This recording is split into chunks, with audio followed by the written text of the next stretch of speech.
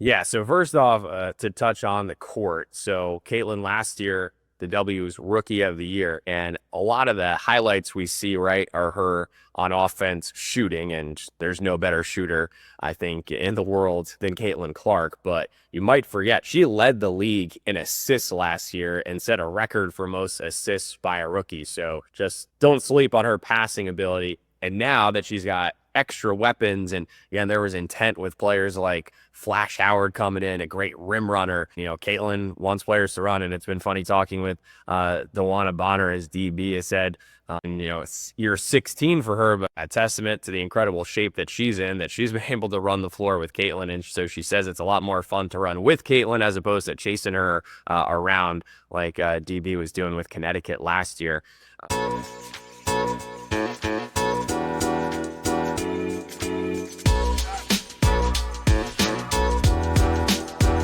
What is it like, being a voice of a WNBA team, but also I would say the premier team in not only the WNBA but in basketball? I mean, you have the NBA playoffs going on right now, but you can argue that the Fever have the must-watch game of the weekend, and the playoffs have been great in the NBA this season. So, what is it like for you?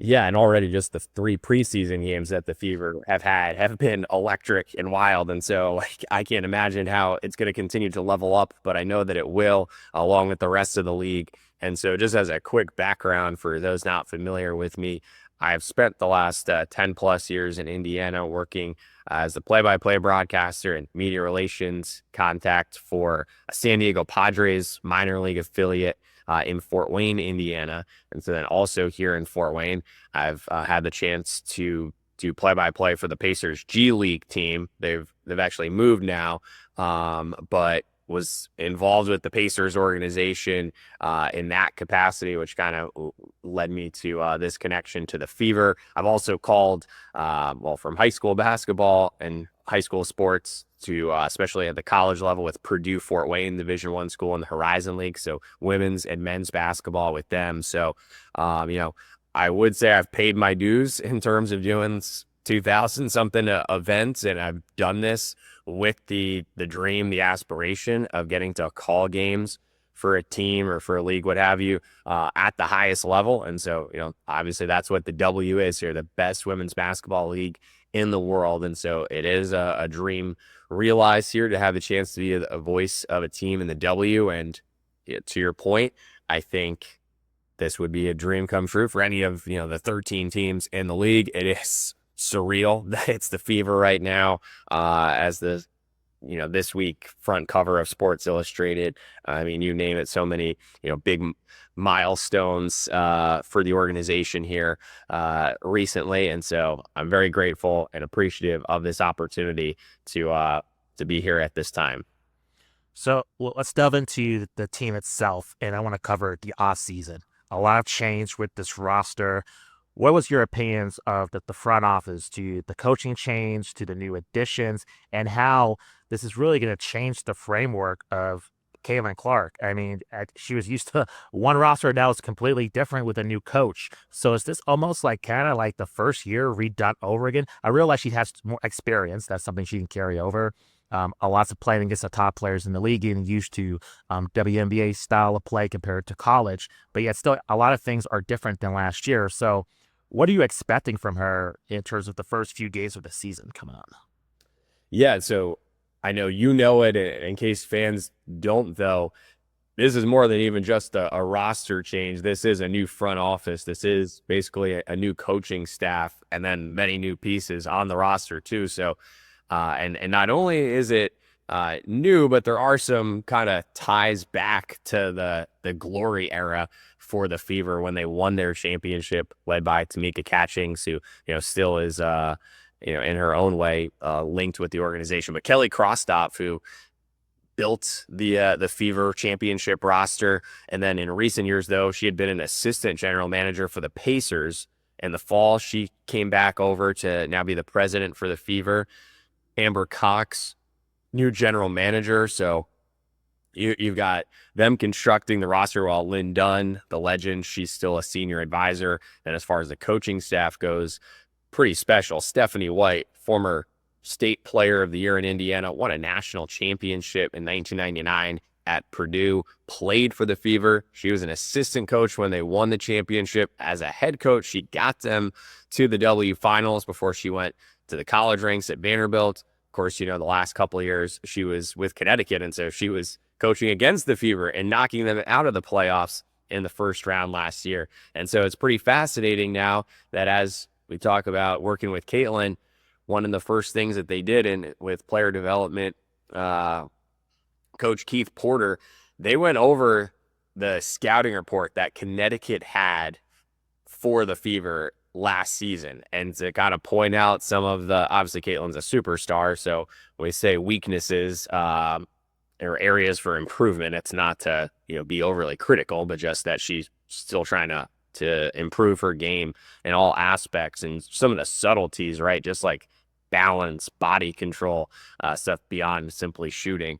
So when you're talking about what they brought in, though, it also was intentional. So I think the two things that really stand out with what they added, because you're talking about the core of Caitlin Clark, Kelsey Mitchell, Aaliyah Boston, and then Lexi Hull, who really emerged as a great role player last year, shooting and defense, and then a vet like Damiris Dantas. But otherwise, the two things that were the themes, adding not just veteran experience, but specifically winning experience, and then also players with really a defensive mentality, because again, that, as far as Stephanie has gone from the beginning, she pointed out that last year, while they became a really exciting team, had a winning record in the second half of the season after their tough start and got to be the 6th seed, their defensive numbers ultimately were towards the bottom of the league. So there's been an emphasis on improving at that end of the floor, especially. So, Natasha Howard is someone who's been a defensive player of the year in the league. DeWanna Bonner, nobody has played more playoff games in W history. And, she's been an all-star, and she's someone who can come off the bench. It'll be interesting to see as they still kind of work through rotations if she might start or be the first player off the bench. There's just a lot of depth to this roster. So Sophie Cunningham, again, someone who's had recent postseason experience, and she just went from being under the wings of Diana Taurasi, and now she gets to kind of pass along the wisdom that she learned here to Caitlin. Even someone like Brianna Turner, really noted for her defensive ability. Sydney Colson, multiple titles with Las Vegas. So yeah, really exciting when you think about all the pieces that they have put together here and assembled for this season. And so I guess to specifically answer what to expect, I don't know. Let me be honest here. This is my first season in my position, and then you got all these new pieces coming together. I'm thankfully, not being paid to make predictions, but I'm going to do my best to try to just narrate it here as it unfolds. What do you think that the Fever are looking for within the first half of the season? Say, the end game is to win games, but you want to look for progress as well. So what are kind of the checkpoints are they wanting to reach in terms of improving defensively, or other things that, hey, they might get to kind of a rough start, but you're seeing that they're hitting these checkpoints and that they're going to be fine towards the second half of the season? Like, what are you particularly looking for? And the Fever as well. Yeah, I think it's been fascinating actually to hear Stephanie be pretty candid in saying that, like, it's probably they're not going to be running on all cylinders or whatever sort of analogy you want to make until around the All-Star break. So having some grace to understand that, it's going to take some time to, run new systems, both ends of the floor with all these new pieces. So that said, again, this team does have championship aspirations, and no, they're not the favorite, but they're pretty clear in terms of what their goal is and what they think they can ultimately get towards. So, I mean, it sounds maybe obvious, but just developing that chemistry on the offensive side of the court, I think just the spacing was something through the first few preseason games that, was pretty top of the list in terms of something they were working through. And then defensively, it's hard to say, even because, when it comes to their rotations and working with all the depth that they have, they could really play different styles in terms of smaller lineups or taller, longer lineups. And actually, they had the 3 preseason games, but Caitlin missed one of them with a minor injury. It was pretty much just precautionary they had the unusual circumstances of a back-to-back leading up to the game at Iowa. And, you definitely wanted her to be able to go there for that homecoming. And that was just a wild scene in itself. And then, unfortunately, Demiris, she missed the preseason games between having sadly a loss in her family and then again a minor injury. So a little bit still, we're going to have these early regular season games to start to sort things out as well. Although now, the results really do matter more. So with Caitlin specifically, there's a lot of ways to just cover the early parts of an embryonic career. What did you make from just observing her first season in the W and the impact that she had from not only on the court, but also off the court in regards to how the fan base has developed a connection to her in terms of, you mentioned Tamisha Catchings and just her being the franchise player, but also the face of the league. And I think that's another aspect, I think, that gets overlooked in terms of a relationship to a player. Just I know for myself, I was a huge Bull fan in the 90s. So, of course, I'm a huge Jordan fan, but also he was the face of the league. So it was like the dichotomy type of a thing. So I'm just curious from yourself, your observations and then just doing research heading into this season, kind of your overall impressions of Kaylin just in terms of her impact in the community of Indiana. Yeah. So first off, to touch on the court. So Caitlin last year, the W's Rookie of the Year. And a lot of the highlights we see, right, are her on offense shooting. And there's no better shooter, I think, in the world than Caitlin Clark. But you might forget, she led the league in assists last year and set a record for most assists by a rookie. So just don't sleep on her passing ability. And now that she's got extra weapons, and again, there was intent with players like Flash Howard coming in, a great rim runner, and Caitlin wants players to run. And it's been funny talking with Dewana Bonner, as DB has said, and it's year 16 for her, but a testament to the incredible shape that she's in, that she's been able to run the floor with Caitlin. And so she says it's a lot more fun to run with Caitlin as opposed to chasing her around like DB was doing with Connecticut last year. So that's just a quick thought in terms of her game. But then, yeah, really looking beyond the court with Caitlin as the face of women's basketball. It's just so impressive the way that she handles herself. Such a down-to-earth person, and just comes from such a amazing family that has kept her somehow kind and humble, and definitely doing a lot in the Indianapolis community and around the state of Indiana. But of course, it goes beyond, just the state lines of Indiana, and especially a foundation that Caitlin has that's every day I look, it seems like there's another big project underway in Iowa. And I know the reach really even extends beyond there with the impact that she's having. And specifically, when you look at that homecoming at the University of Iowa, that exhibition game against the Brazilian national team, 15,000 seat arena, it sold out in 15 to 45 minutes. And there's a lot of pressure, you would think, for Caitlin in a situation like that. And what does she do? She comes out, she nails her first three as she gets knocked down. Of course, I'm sure everyone's seen the highlight of the 36-foot three that she hit from beyond the 22 that they put on the court there to mark, where she set the NCAA women's all-time scoring record. And Ryan Rucco made this comment on that ESPN broadcast at the time that was very prescient, that part of the legend here that's building with Caitlin is that she just always rises to the occasion, going back to when she was at Iowa and her junior year, when the hype really started to rise, and she leads them to the Final Four. And then when she dropped 40-plus points against South Carolina to get to that championship game, and then getting them back, beating UConn in the Final Four the next year, and so many other moments along the way. But similar, as you were referencing, being a fan of those Jordan Bulls teams, I mean, MJ just had the knack, right, for stepping up when the spotlight was on. And so early on here, Caitlin, no question, has done that. And then again, has done it with grace and class that just blows me away. And yes, I was thinking as I was witnessing the scene in Iowa of all these people, screaming for autographs, like, I think it would be very understandable for at some point for that to feel like a little bit too much, and want to kind of slip away or whatever. And not only does she sign the hundreds thousands maybe of autographs in a situation like that. But afterwards, she said she doesn't take it for granted, and she embraces the fact that there are young fans and girls and boys, and really, frankly, fans of all ages who, express their care for her, and she gives that love back. And so it really is just a pretty unbelievable thing to be witnessing here. Yeah, it's truly incredible.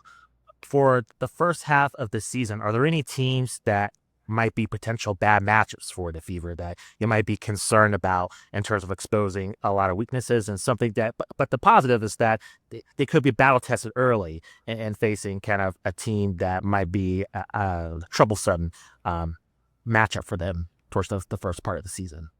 Yeah, that's an intriguing question. And Justin, again, I appreciate the coverage that you and your group do, and I'm listening in here as I get caught up to speed. But I think around the league there are several teams like the Fever who had these transformative off seasons, and so obviously we know there are the teams at the top like New York and Minnesota and pretty much Vegas too, are bringing back cores that we really feel like we do have a sense of we know what they're capable of.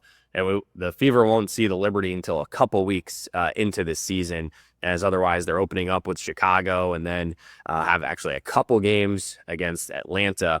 Or I should say the Liberty will be in the second weekend of the season. But in any case, I think it's a little bit hard to say as far as what's a bad matchup, because we just haven't seen this Fever group play in a real game situation yet to in advance. I got to know, how they're going to look. But yeah, I mean, just going off the preseason, the Fever had games against Atlanta and Washington, and those are two rosters that are quite a bit different. Also, when we think about this, and I was actually kind of joking about this with a member of the Fever's coaching staff, when you consider too the coaching changes around the league, the majority of teams have a new coach now. So even if some of the personnel is the same, they could be running, different systems, different sets. And so, yeah, I was joking that, like, in some cases, you're kind of better off watching what the coach did at their prior stop as opposed to looking, just speaking in the preseason of, the video that's out there on the group now. Not to mention even just the savviness of coaches to probably not show off a full playbook right out of the gates and stuff. So, don't have a direct answer there to a bad matchup elsewhere around the league. Because, yeah, I don't know. On paper, I don't necessarily think that the Fever have a real deficiency. I think this is a really strong team that's going to be in that top tier on the league with those few other teams that I mentioned. Were there any moments in the preseason that stood out to you? You mentioned, Caitlin Clark's homecoming to Iowa, just camaraderie with the new roster and the new front office. Was there anything that stood out to you that really caught your eye heading into the opening weekend of the season? Yes, how hard they played from the get-go in their opening preseason game against Washington without Caitlin that day. And kind of the fire that someone like Sophie Cunningham brings, and Stephanie White describes her, in an endearing way as having that dog in her. And so there were moments where, Sophie was in the mix with some physical play. Dewana Bonner, who Caitlin has kind of nicknamed Mama Bear, there was a situation where, she was face to face with an opponent. And along the way, that was because players on the Fever were sort of having each other's back if somebody got knocked down. So I think it's pretty good to see that they've already got sort of that connection, even though they don't have much of a history together. So, yeah, I just think immediately sort of the tenacity that they're playing with is something that's going to be a key ingredient for them being able to continue to rise up. And I want to get your opinion. Last year, a lot was made of their schedule early on, just in terms of the grind and how tough it was. And just your observations, just looking over last season, was that kind of overblown? Was it just kind of it's a victim of circumstance? Kaylin is coming off a long run from her college career, not that much time to recover, the draft, and then she's a pro, and then just a lot of injuries, and it was just a rocky start for them. Do you think that now during the spotlight, obviously the WNBA wants to, highlight the Fever? They're going to be on national TV a lot. Do you think, the problems of last year in terms of a lot being made at the schedule, do you think that was just an anomaly, just a lot of different circumstances is coming together in terms of the hurdles they had to overcome, and that they might face something similar, but with this team, they're a lot more equipped to handle it compared to last year?